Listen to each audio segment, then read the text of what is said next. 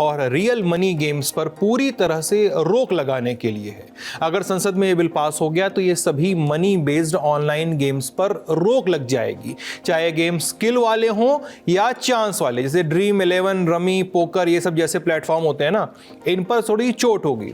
और इन गेम्स का प्रचार करना भी गैर कानूनी होगा, चाहे कोई भी कर रहा हो, कोई भी क्रिकेटर, कोई भी अभिनेता। बिल की पेशी के दौरान हंगामा चलता रहा, नहीं रुका तो संसदीय कार्य मंत्री किरेन रिजिजू भड़क गए।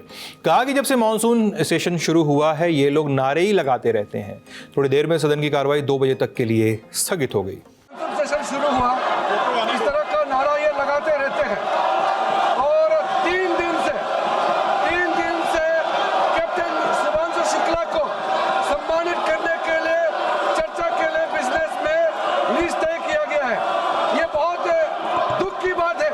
हमारा देश का नायक जिन्होंने अंतरिक्ष में यात्रा करके भारत का झंडा को लहरा के आया, उनको सम्मानित करने का भी मौका नहीं दिया है विपक्ष के लोगों ने।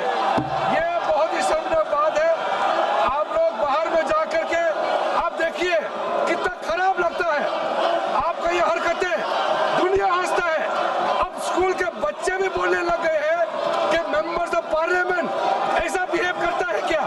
आप सोचिए, शांति दिमाग से सोचिए। सरकार का बिजनेस तो हम पारित करके रहेंगे। देश का हक में, समाज का हक में जो काम हमको करना है, देश के लोगों ने दायित्व दिया है, हम काम करेंगे। लेकिन हंगामा करने से नुकसान होता है तो आप लोगों का ही होता है। यह सदन सबका है, मेंबर्स ऑफ पार्लियामेंट का है। इसमें सबसे ज्यादा नुकसान नए मेंबर्स ऑफ पार्लियामेंट, विपक्ष के साथियों को होता है। आप लोग सोचता है कि हंगामा करने से कुछ फायदा होगा। जो ज्यादा हंगामा करेगा जनता उसको पूरा नकार देगा। 2 बजे सदन बैठी तो बीजेपी ने सभी सांसदों के लिए 3 लाइन का व्हिप जारी किया कि जब गृह मंत्री अमित शाह बिल पेश करें तो पार्टी के सभी सांसद मौजूद रहें। फिर शाह ने 3 बिल पेश किए: गवर्नमेंट ऑफ यूनियन टेरिटरी संशोधन बिल 2025, 130वां संविधान संशोधन बिल 2025 और जम्मू कश्मीर पुनर्गठन संशोधन बिल 2025। ये तीनों बिल पेश हुए। इन बिलों में प्रावधान है कि अगर प्रधानमंत्री, मुख्यमंत्री या मंत्री ऐसे गंभीर अपराधों में गिरफ्तार किए जाते हैं जिनमें कम से कम 5 साल की जेल हो और उन्हें लगातार 30 दिन हिरासत में रख लिया जाता है, ऐसे अपराधों में हिरासत में लेने के बाद, तो 31वें दिन उन्हें उनके पद से हटा दिया जाएगा। गृह मंत्री ने जैसे ही बिल पेश किया, विपक्ष का हंगामा शुरू। विपक्ष ने तीनों बिलों को वापस लेने की मांग की। सबसे पहले बोलने उठे AIMIM के सांसद असदुद्दीन ओवैसी। कहा कि यह बिल निर्वाचित सरकार पर ठोकी गई कील की तरह है। This will be a death knell and leash on elected government, sir. Indian constitution is being amended to turn this country into a police state.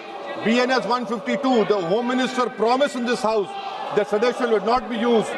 Section 316, Section 9 of BNS, PMLA Section 4, all these can be used to destabilize an elected government, sir. That is why I oppose the introduction of all these 3 bills. This is nothing. Owaisi के बाद कांग्रेस सांसद मनीष तिवारी ने bill को संविधान के ढांचे से खिलवाड़ बताया।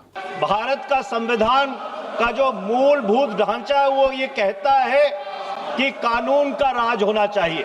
There should be rule of law, और उस रूल ऑफ लॉ, कानून के राज की बुनियाद है कि आप बेगुनाह हैं जब तक आपका गुनाह साबित नहीं किया जाता। You are innocent until proven guilty. This bill stands that fundamental maxim of jurisprudence on its head. It makes an investigating officer the boss of the Prime Minister of India. इन तीनों विधेयकों का पुरजोर विरोध करता हूं और गृह मंत्री से मैं ये आग्रह करना चाहता हूं कि ये तीनों विधेयकों को वापस लिया जाए। केरल के कोल्लम से रिवॉल्यूशनरी सोशलिस्ट पार्टी के सांसद NK प्रेमचंद्रन ने भी बिल का विरोध किया। कहा कि यह बिल विपक्ष की सरकारों को अस्थिर करने